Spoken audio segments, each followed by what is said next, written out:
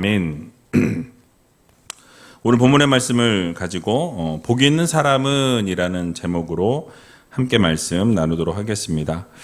우리 옆에 계신 분들에게 오늘 이렇게 인사했으면 좋겠는데요. 복 있는 성도가 됩시다. 복 있는 성도가 됩시다. 그렇습니다. 여러분, 날마다 이 세상 살아갈 때 악인의 모습으로 살아가는 우리가 아니라 복 있는 사람들로, 복 있는 성도들로 살아갈 수 있는 귀한 우리제일교회 모든 성도님들이 다 되시기 바랍니다. 오늘은 우리 또 자녀들이 많이 나와 있네요. 우리 자녀들 축복하는 마음으로 박수 한번 쳤으면 좋겠습니다.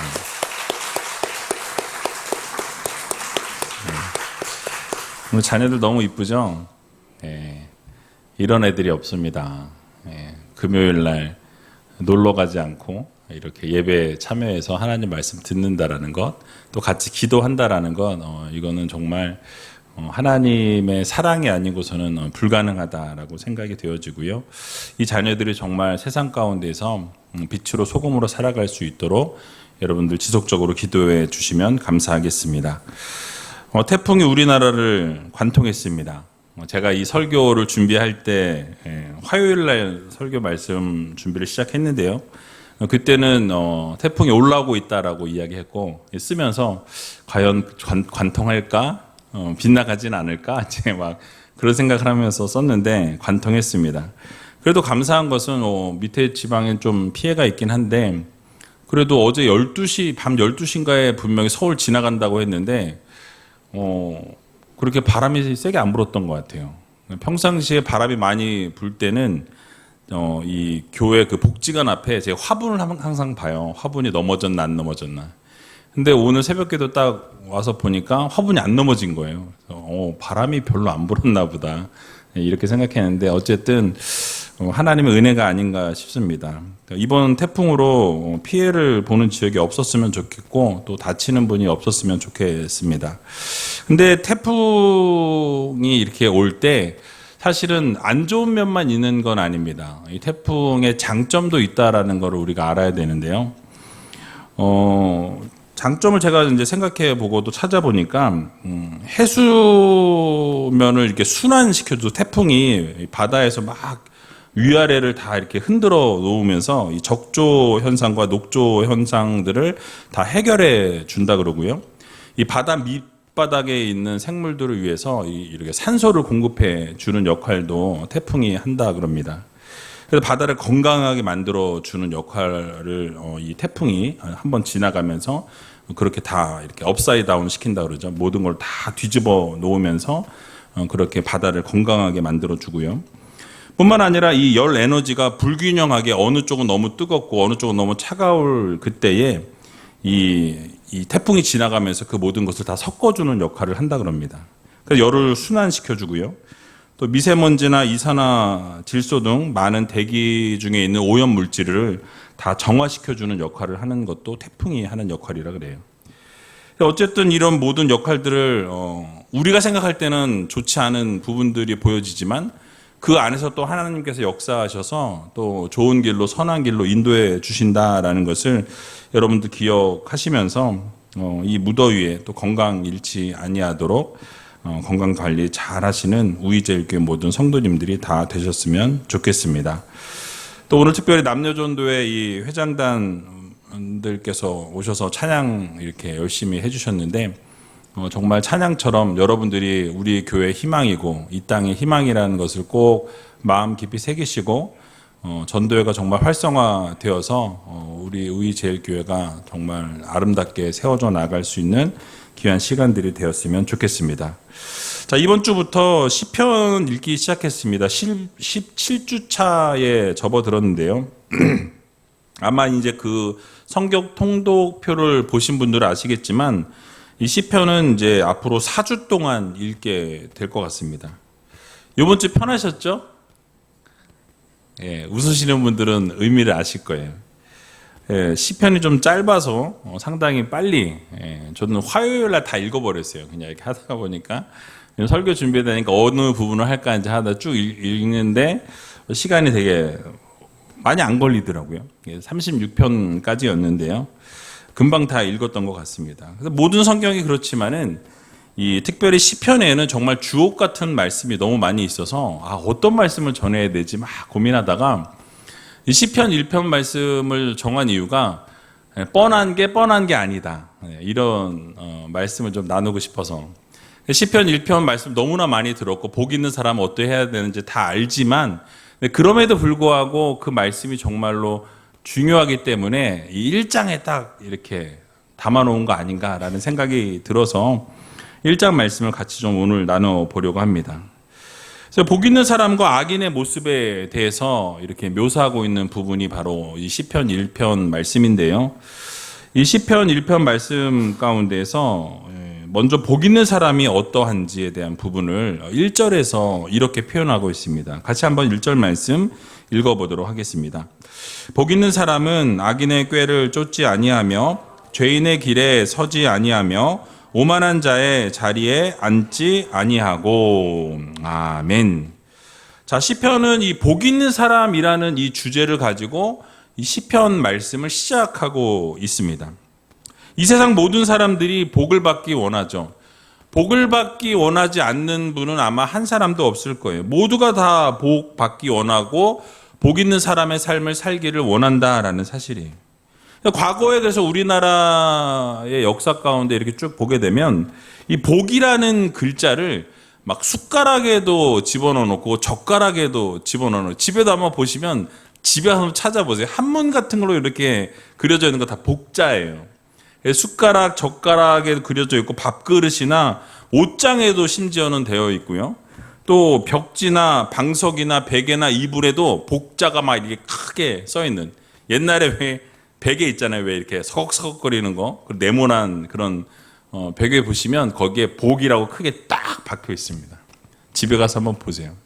그래서 이렇게 우리나라 사람들이 복에 대해서 열광하는, 복을 좋아하는 민족이다라는 거죠. 심지어는 옷에도 이런 복이라는 글자가 새겨졌었는데요. 여러분, 이유가 무엇입니까? 이 복을 받고자 하는 갈망이 우리 가운데 있다라는 거죠. 복을 향한 그런 열정, 그런 마음, 복을 얻고자 하는 그런 우리의 마음들이 담겨져 있다라는 것입니다. 자, 그러면 세상 사람들만 그러냐라는 거죠. 성도들은 어떠한 생각을 가지고 어떤 모습을 가지고 있냐라는 것입니다. 성도들 역시도 복을 원하기 때문에 우리가 예수 믿으면 복 받는다라고 이야기들을 많이 하죠. 예수 믿으면 복 받는 것이 맞습니다. 전도할 때에도 예수 믿으면 복 받는다라고 이야기하면서 교회 나오기를 권면하는 것을 보게 되죠. 이처럼 복은 우리의 삶에 있어서 아주 중요한 것입니다. 이렇게 복을 모두 좋아하는데, 자, 그러면 복이라는 것이 과연 뭘 말씀하는 건지 그 복에 대한 정의를 우리가 좀 바르게 내릴 필요가 있다는 거죠. 그래서 이 복이라는 것이 과연 무엇인지에 대한 것들을 먼저 짚고 넘어가야 한다는 거죠. 우리나라의 역사를 보게 되면 이 오복을 이야기하죠. 오복이 여러분 뭐 잘 아실 텐데요. 오래 사는 거하고 부자가 되는 것, 또 건강한 것, 또 남에게 선을 베풀어서 덕을 쌓는 것, 그리고 마지막에 우리가 질병 없이 살다가 고통 없이 편안하게 일생을 마치는 것 해서 이렇게 오복이 5가지 복이라고 이야기들 합니다. 물론 사람마다 복의 개념이 다를 수 있지만 대부분의 사람들이 이런 복을 누리는 것을 복이다라고 이야기하죠. 그래서 뭐 어떤 분들은 주무시다가 돌아가신 분들은 정말 복 받았다라고 그렇게 이야기하는 것들을 여러분 많이 들어보셨을 거예요. 이런 것이 정말 근데 반드시 복이냐? 복이라고만 꼭 말할 수가 없는 것이, 예를 들면 이런 것입니다. 건강하지 못하고 맨날 골골대고 병원 신세 지고 매일매일의 삶이 너무너무 힘든 거예요. 근데 오래 살았어요. 매일매일 막 병 치료하시고 매일 병원 들락달락 거리시고 인생의 반을 병원에서 보냈는데 사는 건 오래 사셨다라고 한다면 과연 그걸 복이라 할 수 있는가라고 우리 생각해 볼 수 있고요. 또는 정말 재산이 너무 많아요. 돈이 막 쌓아놓고 살아요. 너무너무 돈이 막 넘쳐나서 막 돈을 막 뿌리고 다니는 삶을 사는데 집에 딱 가정에서는 불화가 있는, 언제나 전쟁이 있고 막 집에만 가면 들어가기고 싶지 않은 그런 집이라고 한다면 안정되지 못하고 싸움이 끊이지 않는 가정이라면 여러분 돈이 많다고 해서 그걸 정말 복이라고 할 수 있느냐? 우리는 생각해 보아야 한다라는 것이죠. 5가지 복이 가만히 우리가 이렇게 연결된 걸 보게 되면 육체적인 것에 관련되어져 있습니다. 육신적인 것이 관련되어 있다라는 거죠. 그런데 우리 사람은요, 육신으로만 되어 있지 않다라는 거죠. 육신과 영혼이 함께 되어 있다라는 거예요. 그래서 육의 복만 누린다면 진정한 의미에서의 복을 누린다라고 할 수 없다라는 것이죠. 왜냐하면 육이 소멸되어지면 그 복은 사라지기 때문에 그렇습니다. 그래서 여러분, 그렇다면 진정한 복이란 무엇입니까? 바로 영도 육적인 복도 있지만 영적인 복도 함께 누려야 한다라는 것을 우리가 생각해 보아야 한다라는 것이죠. 여러분, 영이 어떻습니까? 영은 영원하다라는 거예요. 영은 죽지 않는다라는 거죠. 영이 복을 누려야 진정한 복이 이루어진다라는 것을 우리는 반드시 기억해야 한다라는 말씀이에요. 성경은 이러한 복의 개념을 우리에게 가르쳐주고 있습니다. 물론 성경에서도 복의 개념을 말할 때 육신적인 복을 외면하지 않았어요. 육신적인 복에 관련된 부분들을 이야기하는 것을 보게 됩니다. 그래서 구약 성경에 이 복이라는 단어를 보게 되면 아슈레라는 단어가 쓰였는데요. 45번의 이 단어가 사용되었어요. 근데 45번이 사용된 이 횟수 가운데 39번이나 세속적인 복, 여러분들이 알고 있는 그런 복에 대해서 39번을 강조하고 있는 것을 보게 됩니다. 그럼 나머지 6번에 대한 부분만 이 어떻게 보면 이 물질적인 축복보다는 영적인 축복에 대해서 이야기하고 있는데, 이것이 보여주는 것 역시도 성경에서 세속적인 복을 무시하고 있지는 않다라는 거예요. 그러나 성경은 세속적인 복만 이야기하는 것이 아니라 이 영적인 복도 함께 이야기하고 있다라는 거예요. 영적인 복을 우리가 무시할 수 없다라는 말씀이죠. 그래서 여러분, 세속적인 복만 이야기하는 것이 아니라 그 의미를 초월하고 있다는 것을 우리가 알아야 할 것입니다. 예수님께서 산상수훈에서도 팔복을 이야기하셨던 것을 여러분 다 아실 거예요. 그래서 마태복음 5장에 이 팔복에 대해서 이야기하고 있는데요. 근데 마태복음 5장을 보게 되면 이 심령이 가난한 것, 또 애통하는 것, 온유한 것, 의에 줄이고 목마른 것, 긍휼히 여기는 것, 마음이 청결한 것, 화평케 하는 것, 의를 위해 핍박을 받는 것을 복이다라고 말씀하세요. 자, 여러분, 지금 제가 쭉 나열한 것을 들으시면서 성경이 말하고 있는 복의 개념이 우리가 생각하고 있는 복의 개념과는 좀 다르다라는 생각을 하실 거예요. 다시 한번 말씀드리면 심령이 가난한 것, 애통하는 것, 또 의에 줄이고 목마른 것, 온유한 것, 긍휼히 여기는 것, 마음이 청결한 것, 또 화평케 하는 것, 의를 위하여 핍박을 받는 것이 복이래요. 여러분, 핍박을 받는 게 복입니까? 근데 팔복 중에 하나가 이 핍박을, 의를 위해서 핍박을 받는 게 복이라고 말씀하고 있다는 거죠. 그러니까 가난이나 애통이나 핍박은 세속적인 복의 개념에서 볼 때 복이 아니라는 거예요.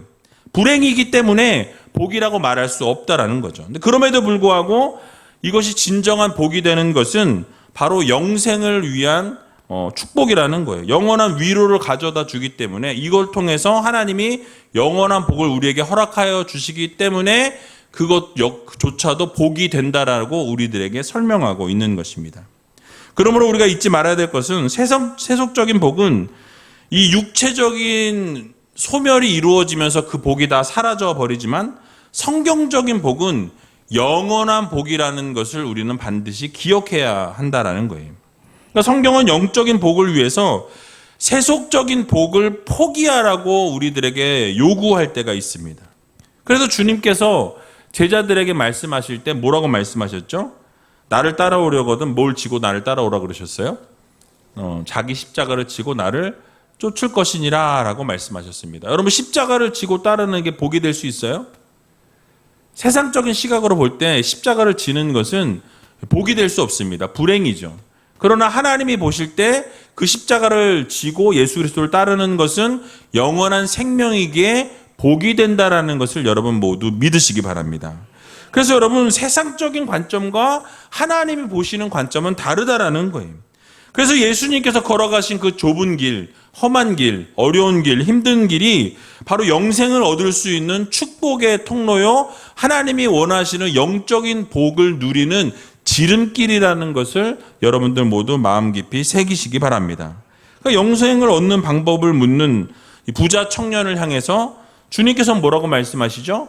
그 모든 재산을 다 나누어 주고 그리고 나를 쫓으라고 말씀하세요. 여러분 분명히 재산의 복이라고 말씀드렸죠. 그런데 그 재산, 모든 재산을 다 다른 사람들에게 다 나눠주고 예수님을 따르라고 한다면 세상적인 관점에서 볼 때 자신이 가지고 있던 모든 재산을 다 나눠 주어야 하니 여러분 이것이 복이 되겠습니까? 세상적인 관점에서는 그게 절대 복이 될 수 없다라는 거죠. 그러나 주님께서 원하시는 것은 그 모든 것을 다 버려두고 예수님을 따르는 삶이 결국 영적인 복이 된다라고 말씀하고 계신 것을 보게 됩니다. 그러니까 여러분 이것이 바로 대표적인 실례라는 거예요. 그러므로 우리가 이 복에 대한 이 정의, 복에 대한 개념을 다시 한번 재정립해 볼 필요가 있다는 거죠. 우리는 세속적인 복을 누리기 위해서 교회 다니고 예수 믿는 성도들이 되어서는 안 된다는 거예요. 하나님이 허락해 주신 복은 영적인 복이다라는 것을 우리는 반드시 기억해야 한다는 것입니다. 앞에서 언급한 것처럼 때로는 진정한 복을 우리가 누리기 위해서는 세속적인 복을 포기할 수 있어야 한다는 거예요. 때로는 고난도 감수할 수 있는 성도가 되어야 한다는 것입니다. 왜냐하면 고난을 통해 하늘의 복이 열려진다는 거예요. 하늘의 축복이 고난을 통해서 우리에게 임하게 되어진다는 것을 우리는 반드시 기억해야 한다는 거예요. 그래서 많은 믿음의 선진들이 이러한 삶을 살았던 것을 우리는 성경을 통해서 보게 되는 것이죠. 그래서 여러분 아브라함은 뭐라고 말씀합니까? 이 복을 위해서 본토 친척 아비집을 떠났다라고 말씀합니다. 그것이 삶의 기반이었고 세상적인 복이었는데 그 세상적인 복을 떠나라 말씀하시니 어떻게 합니까? 그것을 실제로 떠나게 되었고 그 떠남으로부터 이 아브라함의 축복은 시작이 되어졌다라는 사실이에요. 이게 바로 성경적인 복의 개념이라는 말씀입니다. 그 여러분 모세도 어떠했습니까? 애굽의 궁전을 버리고 어떻게 했어요? 주님의 백성과 함께 고난받기를 자처했다라고 이야기합니다. 그러니까 그 고난을 받는 것을 기뻐했다, 즐거웠다라고 이야기하고 있어요. 왜요? 그것을 통해서 하늘의 신령한 복이 그의 삶에 임했기 때문에 그렇습니다.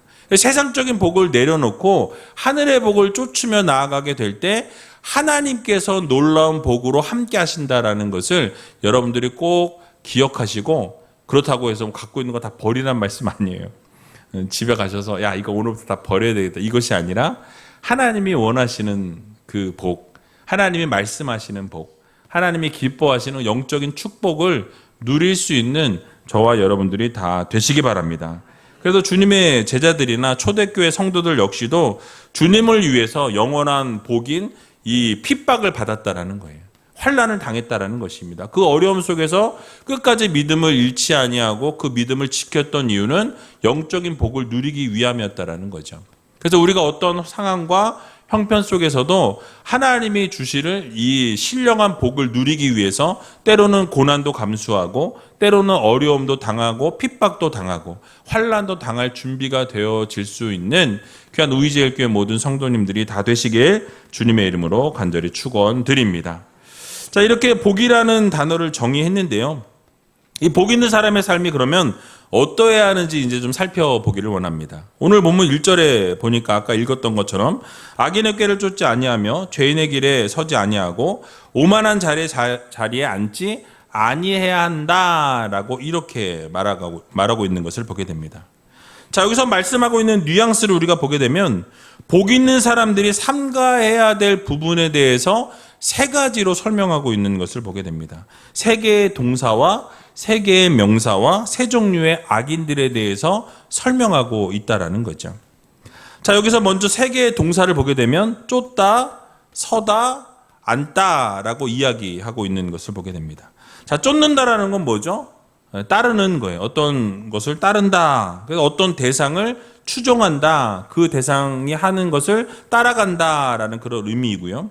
자, 서다라는 것은 적극적으로 참여하는 것을 이야기합니다. 어느 자리에 서다. 그러니까 내가 거기에 참여한다라는 그런 의미를 가지고 있다라는 것이죠. 또 앉다라는 동사는 이제 그 자리에 앉음을 통해서 주도적으로 내가 그것을 이끌어가는 거예요. 주도적으로 그 자리에 앉아서 그것을 끌어간다라는 의미를 가지고 있습니다. 그래서 이 세 동사는 악의 역할을 하는 사람들의 어떤 점진성을 이야기하고 있어요. 그러니까 행동이 점점 반경이 넓어지고 커지는 그런 것을 표현하고 있다는 거죠. 그래서 악인은 처음에는 악을 행하는 자를 악인이 추종한다라는 거예요. 그러니까 좀 소극적으로 움직이는 거죠. 이제 악인이 앞에 있으면 그 사람을 따르는, 그 사람이 어떻게 하는지 보고 그것을 따라가는, 쫓아가는 그런 모습으로 가다가 그 다음에 어떻게 됩니까? 이제 자신이 악을 적극적으로 참여하게 된다라는 거예요. 그리고 나중에는 어떻게 됩니까? 그 악을 주도해 나가게 된다. 그 자리에서 주도하면서 앉아 있게 된다라는 거예요. 그리고 세 개의 명사를 우리가 보게 되니까 악인의 꾀라고 이야기하죠. 그리고 길을 이야기하고 자리를 이야기합니다. 이 꾀는 무엇이냐면 이 권고나 어떤 충고나 어떤 방침을 뜻합니다. 그래서 악인의 꾀를 쫓는다라는 것은 악인들의 충고를 받아들이는 거예요. 악인들이 어떤 것을 충고해주고 이런 건 이렇게 하고 저런 건 저렇게 하면 그 충고를 그대로 쫓아가고 받아들인다라는 의미를 갖고 있어요. 여러분, 길은 무엇입니까? 어떤 가치관이나 생활 양식을 이야기하고 있다는 거예요. 그러니까 죄인의 길에 선다라는 것은 죄인들이 가지고 있는 가치관이나 그들이 생각하고 있는 그런 생활 습관, 생활 양식들을 따라간다라는 거죠. 그래서 그것을 받아들여서 그들과 하나가 되고 그들과 함께 하는 것을 이야기합니다. 점점 적극적으로 변화되어진다는 거죠. 악을 향해서 한 걸음 한 걸음 나아가고 있다는 거죠. 그리고 자리라는 것은 무엇입니까? 확고부동한 위치를 이야기하고 있어요. 악을 꾀하고 주도적으로 이끌어가는 위치를 말하고 있는 것입니다. 그래서 이런 것을 볼 때 악이 점진적으로 점점 더 확장되어지고 악인의 자리에 서다 보면 계속해서 어떻게 되어집니까? 악을 떠날 수 없는, 악에게 완전히 먹혀 들어가는 삶을 살아갈 수밖에 없다라는 결론에 이르게 되는 것이죠. 또 세 종류의 악인이 나오는데요. 처음에 악인, 또 죄인, 오만한 자라고 이렇게 되어져 있습니다.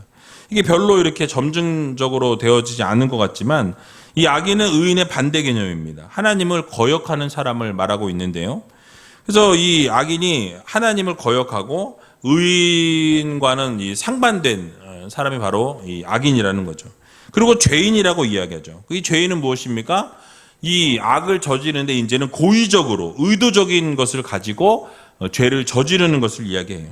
그래서 이 죄에 대해서 두드러진 악인을 이야기하고 있고요. 오만한 자는 무엇이냐면 하나님을 멸시하는 거예요. 이제 악을 저지르는데 그냥 저지르는 것이 아니라 하나님을 멸시하는 상황에서 하나님을 무시하고 하나님을 경멸하면서 죄악들을 저질러 나아가는, 그러니까 점점 어떻게 되어집니까? 점진적으로 죄악을 저지르고 대담하게 죄를 저지르고 있다는 것을 볼 수 있는 것이죠.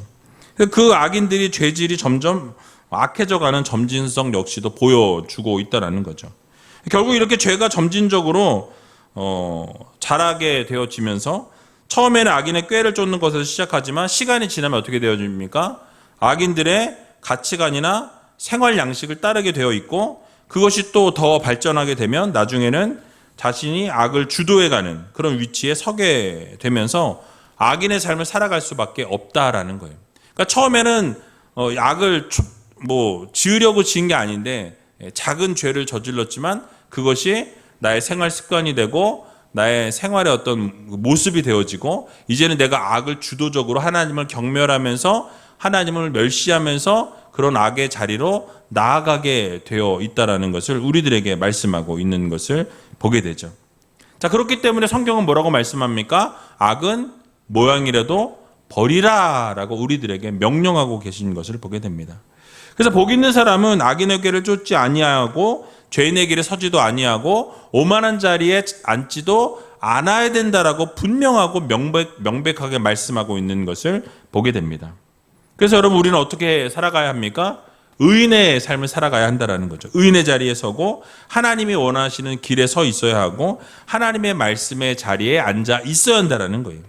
그래서 여러분 언제나 하나님이 말씀하시는 대로, 하나님이 원하시는 대로 하나님께서 허락해 주시는 복을 누리면서 하나님이 기뻐하시는 자리에 서 있을 수 있는 귀한 의제일교회 모든 성도님들이 다 되시길 주님의 이름으로 간절히 축원드립니다.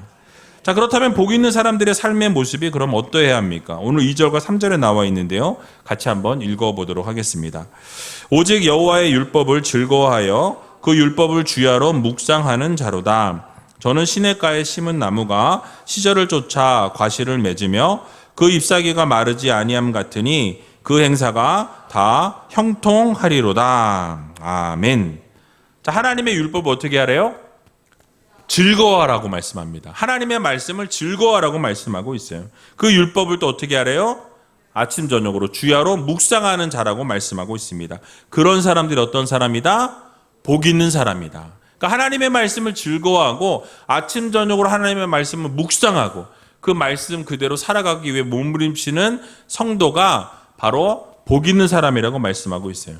요즘 여러분 성경 통독하면서 아침 주야로 말씀 묵상하고 계시잖아요. 그죠?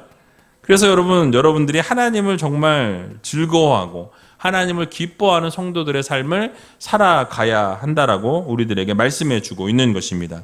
그래서 우리의 즐거움의 근원이 세상이 아니라 하나님이 되셔야 한다라는 거예요. 우리의 즐거움의 그 대상이 하나님이 되셔야 한다라는 것을 우리들에게 말씀하고 있는 것입니다. 그래서 하나님을 즐거워하고 하나님의 말씀을 기뻐하고 아침 저녁으로 묵상하고 그 말씀대로 순종하고 그 말씀대로 살아가기 위해서 몸부림치는 성도들이 될 때에 바로 그것이 복 있는 사람들의 삶이라는 것을 여러분 모두 기억하시기 바랍니다. 그럼 여러분들에게 묻겠습니다. 여러분들은 복 있는 사람들이십니까? 아멘. 여러분 그렇게 살아가야 한다라는 거예요. 눌려 살아가고 찌들어 살아가는 것이 아니라 하나님이 계셨기 때문에 하나님의 말씀이 있기 때문에 즐거워하고 기뻐하고 날마다 하나님의 말씀에 순종하며 살아갈 수 있는 믿음의 성도님들이 다 되시기 바랍니다. 그런 사람들은 또 어떻게 살아간다고 말씀합니까? 시냇가에 심겨진 나무처럼 살아간다라고 말씀하고 있어요. 여러분 시냇가에 나무가 심겨지면 어떻습니까? 그 뿌리가 어디를 향해요? 시내를 향하기 때문에 결코 마르는 일이 없다라는 거죠. 그러니까 하나님의 말씀 가운데 우리가 뿌리를 내리게 되면 잎사귀가 마를 일이 없고 언제나 과실을 맺는 삶을 살아갈 수밖에 없다라고 명확하고 명백하게 말씀하고 계시는 것을 보게 됩니다. 그래서 우리의 생각이, 우리의 마음이, 여러분들의 삶이 어디를 향해 있는지를 보셔야 한다라는 거예요. 여러분들이 그 뿌리가 그 하나님의 말씀의 그 시내를 향해 있다라고 한다면 우리들의 삶은 복 있는 사람들의 삶이 될 수밖에 없다라는 사실을 우리는 기억해야 할 것입니다. 그래서 하나님의 말씀에 우리의 삶의 근거를 두고 언제나 하나님의 말씀에 뿌리를 내리면 우리는 형통케 되어진다라고 하나님은 분명하게 말씀하고 계신 것을 우리는 보게 됩니다. 열매 맺는 삶을 살게 되고 가지가 마르지 아니하고 잎사귀가 마르지 않는 풍성한 복 있는 사람의 삶을 살게 된다라는 것을 여러분 모두 기억하시기 바랍니다. 그러면 우리의 삶이 잊지 말아야 될 것은 어떠한 상황이나 어떠한 형편 속에서도 흔들리지 아니하고 우리의 뿌리는 어디를 향해? 하나님의 말씀을 향해, 하나님을 향해 그렇게 뿌리를 내리고 그렇게 열매 맺고 그렇게 형통한 삶을 살아갈 수 있는 귀한 의지일교회 모든 성도님들이 다 되시길 주님의 이름으로 간절히 축원드립니다. 자, 그런데 마지막으로 악인은 여러분 어떻다라고 말씀하죠? 오늘 4절에서 6절에 이렇게 말씀합니다. 같이 한번 읽어보겠습니다. 악인은 그렇지 않으며 오직 바람에 나는 겨와 같도다. 그러므로 악인이 심판을 견디지 못하며 죄인이 의인의 회중에 들지 못하리로다. 대저 의인의 길은 여호와께서 인정하시나 악인의 길은 망하리로다. 아멘.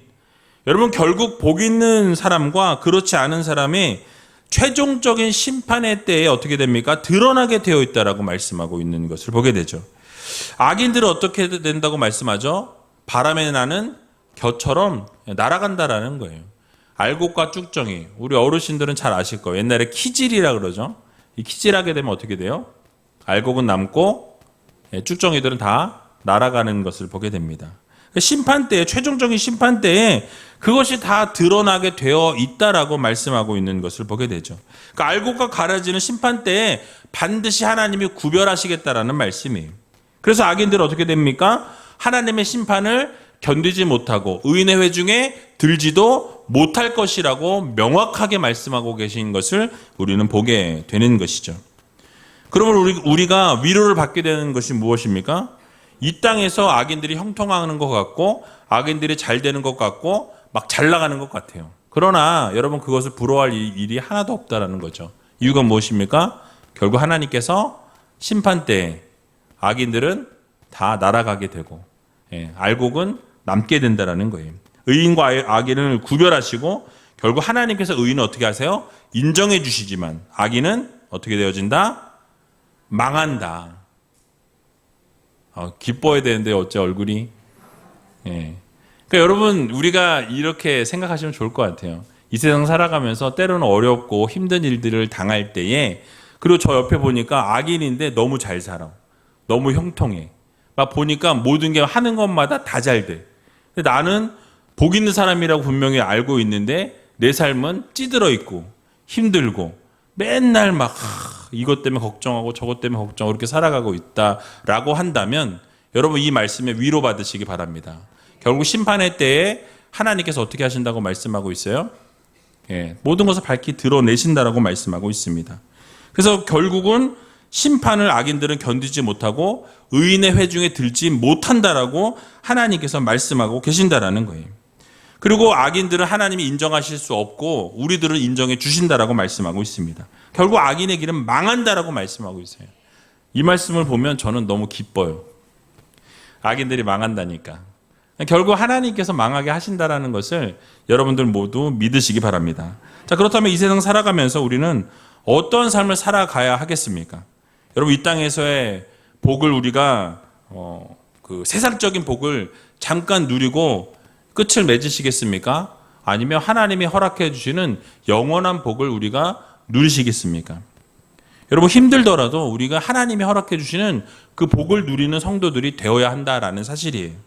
여러분 매 순간마다 우리는 선택의 기로에 놓이게 되어 있습니다. 하나님께서 분명히 두 가지 길을 보여주신다라는 거죠. 근데 쉽고 아주 그냥 막 할 수 있는 그런 길과 어렵고 좁은 길, 그런 길들을 보여주실 때가 있어요. 그럴 때 우리는 쉬운 길을 선택하는 것이 아니라 예수님께서 걸어가신 그 길을 선택할 수 있는 믿음의 성도들이 되어야 할 것입니다. 그것이 바로 복 있는 사람들의 삶이라는 거예요.